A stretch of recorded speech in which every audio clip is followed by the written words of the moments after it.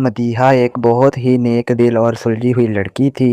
اس کے والدین نے بڑے ارمانوں اور دعاؤں کے ساتھ اس کی شادی آصف نامی نوجوان سے کی تھی۔ آصف دیکھنے میں بہت خوش اخلاق اور ایک اچھی کمپنی میں ملازمت کرتا تھا۔ شادی کے شروع کے چند ماہ تو بہت خوشگوار گزرے۔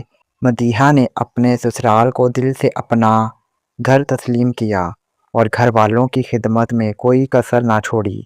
وہ ہر رشتے کو محبت سے نبھا رہی تھی، لیکن جلد ہی مدیحہ پر ایک ایسی تلخ حقیقت واضح ہوئی جس نے اس کے پاؤں تلے سے زمین نکال دی۔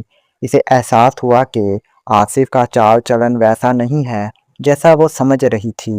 وہ اکثر راتوں کو بلا وجہ دیر سے گھر آنے لگا تھا۔ جب مدیحہ فکر مندی سے اس کی تاخیر کی وجہ پوچھتی تو آصف بجائے کوئی تسلی بخش جواب دینے کے اسے بری طرح جھڑک دیتا اور خاموش رہنے کا کہتا۔ مدیحہ کے لیے یہ رویہ ناقابل برداشت ہوتا جا رہا تھا، مگر وہ اپنی زندگی بچانے کی خاطر اسے خاموشی سے سہ رہی تھی۔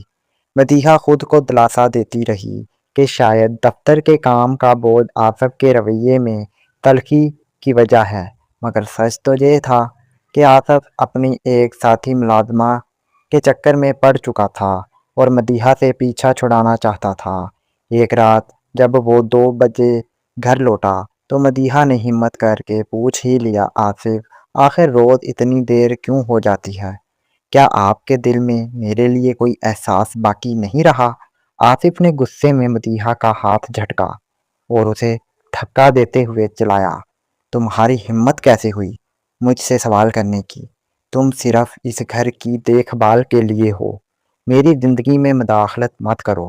مدیحہ خاموشی سے آنسو بہانے کے سوا کچھ نہ کر سکی۔ وقت کے ساتھ آصف کی بے رخی ظلم میں بدل گئی۔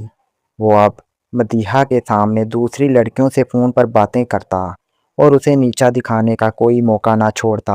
اس کے والدین سب جانتے ہوئے بھی خاموش تماشائی بنے رہے اور مدیحہ کو صبر کا مشورہ دیتے رہے۔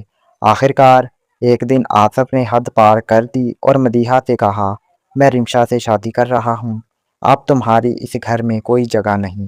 مدیحہ نے روتے ہوئے واسطہ دیا، میں نے ہمیشہ آپ کا گھر بسانے کی کوشش کی، مجھے یوں بے سہارا نہ کریں۔ مگر سنگ دل آصف نے اس کی ایک نہ سنی اور اسے زبردستی گھر سے نکال دیا۔ مدیحہ بوجھل قدموں کے ساتھ اپنے غریب والدین کے گھر پہنچ گئی، جہاں اسے معاشرے کے طعنوں کا ڈر تو تھا، مگر اس نے ہار نہ مانی۔ اس نے ہمت جمع کی اور ایک اسکول میں پڑھانا شروع کر دیا تاکہ اپنے پیروں پر کھڑی ہو سکے۔ دوسری طرف آصف نے رمشا سے شادی تو کر لی، مگر رمشا مدیحہ جیسی صابر لڑکی نہ تھی۔ وہ صرف آصف کی دولت کی دیوانی تھی اور اسے ذلیل کرنے کا کوئی موقع ہاتھ سے نہ جانے دیتی۔ جلد ہی آصف کی بدعمالیوں کا نتیجہ سامنے آ گیا۔ دفتر میں ایک بڑے مالی فراڈ کی وجہ سے اسے نوکری سے نکال دیا گیا۔ جیسے ہی آصف کی جیب خالی ہوئی، رمشا نے اپنا اصلی رنگ دکھایا اور اسے بے یار و مددگار چھوڑ کر چلی گئی۔ آصف کو اب احساس ہو رہا تھا کہ اس نے ایک ہیرے جیسی بیوی کو ٹھکرا کر کتنا بڑا گناہ کیا ہے۔ آصف اب مکمل طور پر سڑک پر آ چکا تھا۔ اس کے پاس نہ سر چھپانے کو چھت تھی اور نہ پیٹ بھرنے کو پیسہ۔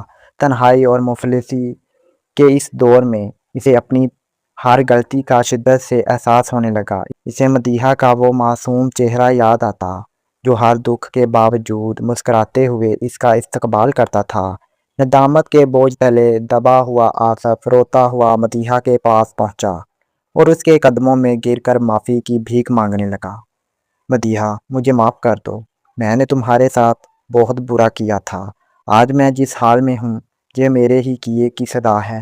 اللہ نے مجھے نشان عبرت بنا دیا ہے۔ مدیحہ جو اب محنت اور ہمت کی بدولت ایک خوددار اور خود مختار عورت بن چکی تھی، اس نے خاموشی سے آصف کو دیکھا۔ اس کے لہجے میں نہ نفرت تھی اور نہ ہی کوئی تڑپ۔ اس نے تحمل سے جواب دیا، آصف، میں نے تمہیں اسی دن معاف کر دیا تھا جس دن تم نے مجھے گھر سے نکالا تھا، کیونکہ میں اپنے دل میں بوجھ لے کر نہیں جینا چاہتی تھی۔ لیکن یاد رکھو، معاف کر دینے کا مطلب یہ نہیں ہوتا کہ رشتے دوبارہ جڑ جائیں۔ اب میرے دل میں تمہارے لیے وہ عزت اور جگہ باقی نہیں رہی۔ اللہ تمہیں ہدایت دے اور تمہارے حال پر رحم کرے۔ آصف پچھتاوے کی آگ میں جلتا ہوا اکیلا رہ گیا، جبکہ مدیحہ نے صبر اور ہمت کے ذریعے اپنی زندگی میں حقیقی سکون پا لیا۔ یہ کہانی ہمیں سکھاتی ہے کہ عورت کا صبر اللہ کو بہت پسند ہے، لیکن جب ظلم حد سے بڑھ جائے تو قدرت کا انصاف حرکت میں آتا ہے اور ظالم کو اس کے کیے کی سزا دنیا ہی میں مل کر رہتی ہے۔ ناظرین، امید ہے آپ کو یہ سبق آموز کہانی پسند آئی ہوگی۔